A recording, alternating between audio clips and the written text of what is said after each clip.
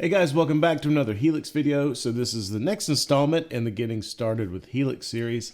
Today I want to talk about using dual amps or 2 amps at one time, which will also lead us to discuss a little more of the nuances of dual paths and how to set up your inputs and outputs and that sort of thing. So this is going to open up a little more of the sonic palette for us to combine different amps to make different and unique tones. So let's hop right into it and take a look. Okay, so here we are in HX Edit, and we're going to again look at setting up dual amps. For the sake of simplicity in this one, I'm just going to use the amp and cab block for a couple of reasons. One, just to save blocks and make it more simple, save a little bit on DSP.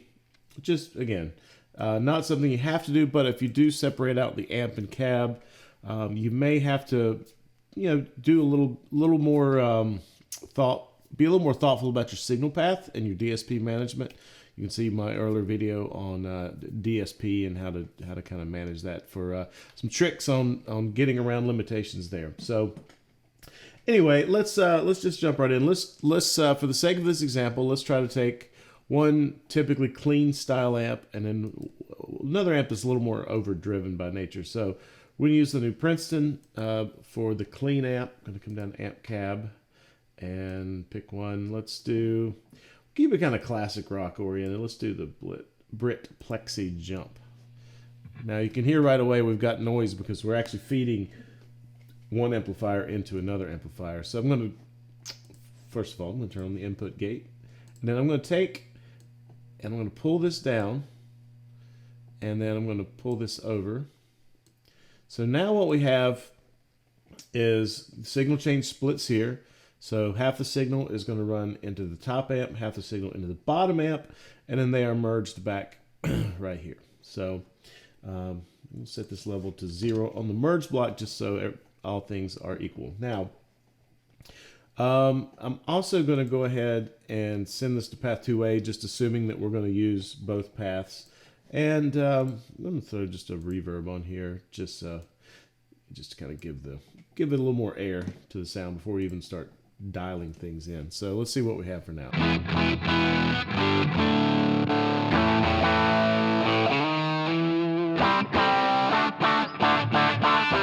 So you can hear,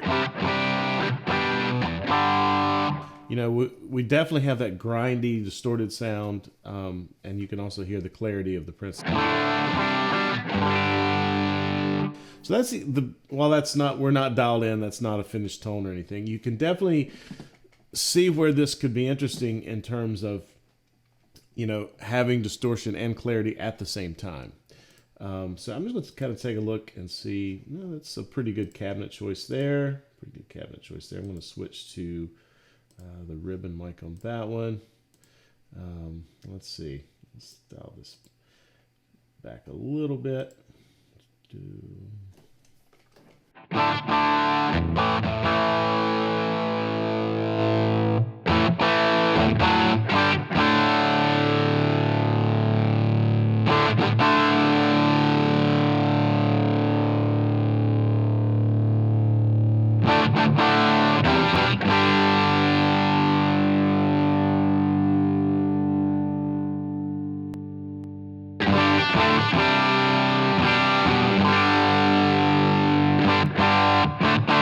Okay, that's just a nice, simple, basic tone. So right now we're hearing, a bit of the Plexi have a stronger kind of presence in the signal chain as I bump this up. If we pull this back again, you can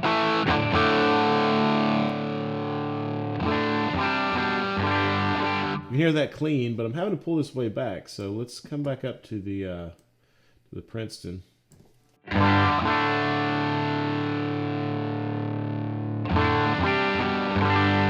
Now we're hearing a little more of the chiminess of that clean amp coming through.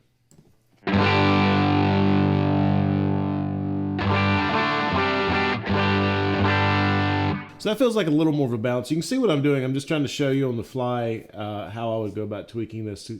Number one, just to kind of get a balanced sound. And I feel like we're getting both. Both are coming through there. Now, I was using the channel volume to kind of blend. You can also come here to the merge block and you can use the A level and B level to kind of blend those out as well.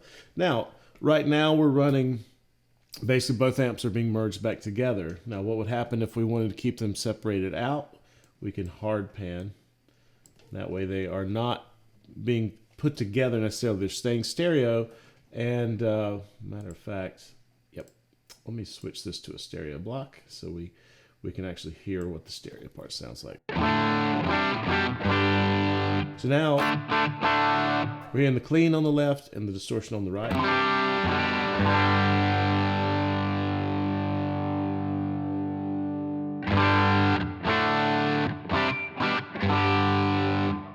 Now in this case, you know, there's such drastically different tones that personally I don't know that I would go for them being separated quite this much. Simply because, you know, to me the reason for pairing a very clear, clean amp with a distorted amp would be to get that big distorted sound but have an underlying clarity to it. So that's why in this case I probably wouldn't hard pan these, but let's look at why you might want to hard pan. So we've got this plexi sound, and let's say we want to blend this with a, you know, with a heavier, more of a scooped guitar sound. So let's just pick one here. Let's do one of the line 6 ones, the Fatality. I think this is based on a heavily modified rectifier, if I'm not mistaken. So let's see what.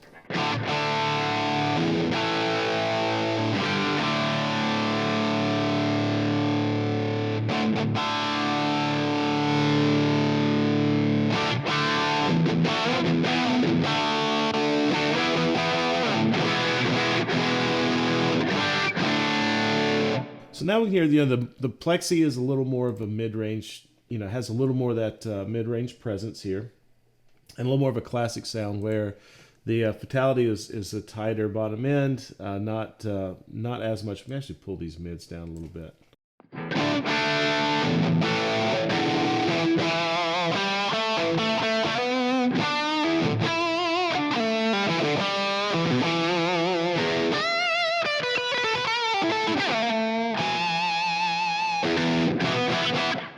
So that's one example again of where you can take two different sounding amps and you know, hard pan them to kind of give you a fuller spectrum of sound.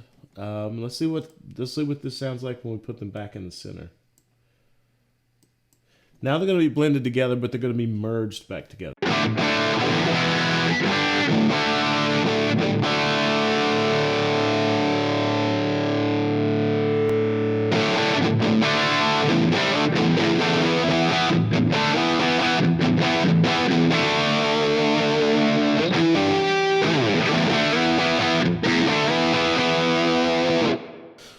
So, you know, it's just two different sounds really, in terms of if you have them separated or put back together. So, you know, just that's something you'll just want to experiment with. And again, this isn't a video about dialing in the perfect tones per se. Just this is more to show you how to set up a dual amp path.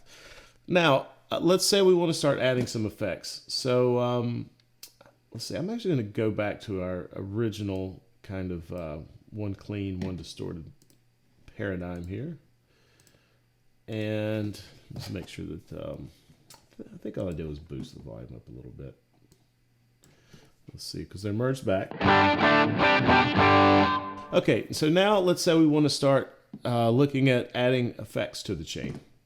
So right now I've got the split and merge block right up alongside the amp. So any effects added here or here are going to affect everything. So if I put a distortion block or anything here, it's going to affect both signals.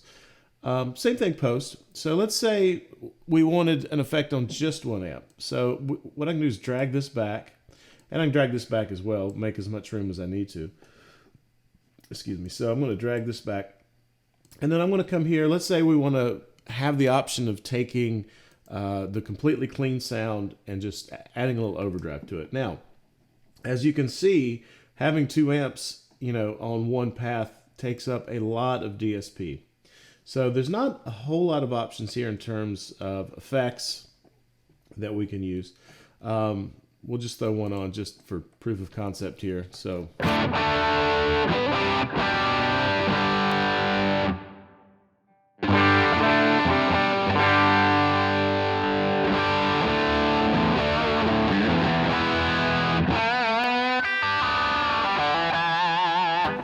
So you can see it's actually, that way we don't add distortion to an already distorted amp if we don't want to. This way, this only affects this. Or let's say we wanted to add, you know, a chorus or something. Or, yeah, let's say a chorus to the clean sound. We don't want the distorted sound to be chorused. You know, we can hear very strongly that chorus sound coming out. I'm going to back it down just a little bit.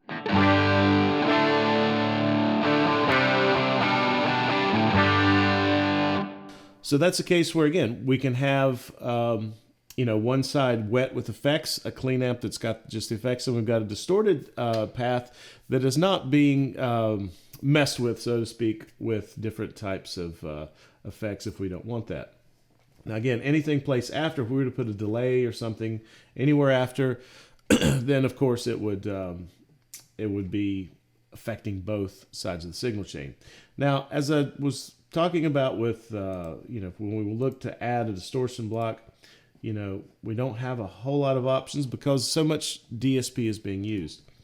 Now, let's going back to what we did in a previous video of mine, I think it was 103, Helix 103, where we talked about DSP usage. Right now, the only thing we're using this bottom line for is simply to have the reverb on.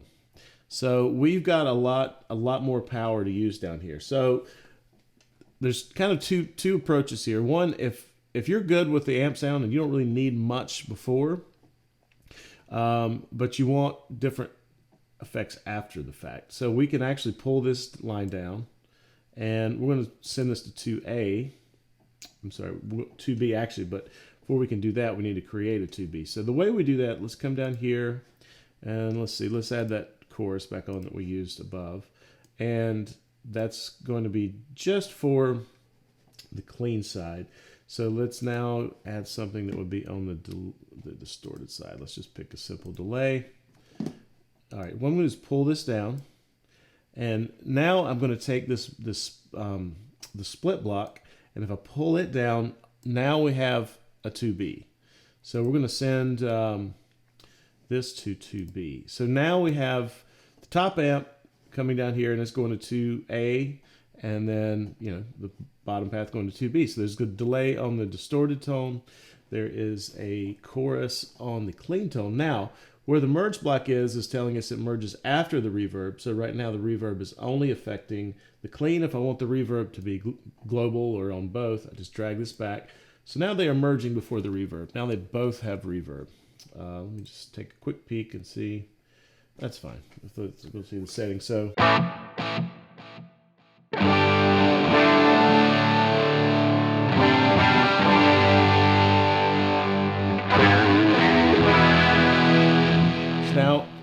now we have, you know, a big chorusy clean sound and a little bit of delay on the distortion sound. So this is a way, if you're mainly concerned with post effects, you don't have to worry too much about swapping this up here. We can, you know, again, set up a 2A and B, and then we've got these lines down here so we can keep our effects separate. If you want certain effects that applies to everything, like the reverb is doing, just drag the merge block.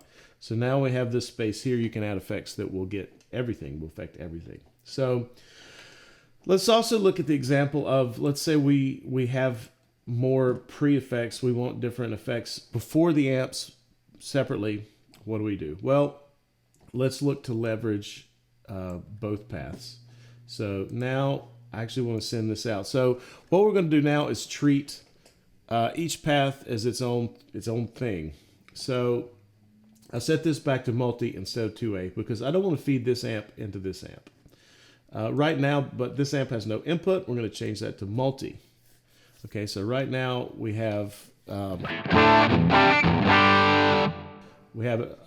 now obviously this reverb is only affecting the distorted sound because there's no reverb up here. We can drag this up and have it affect the clean sound.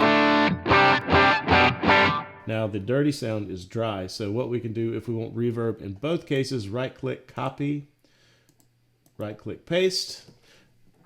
Now we have the reverb in both places. Now you can have two different reverbs. Obviously you can do anything you want now.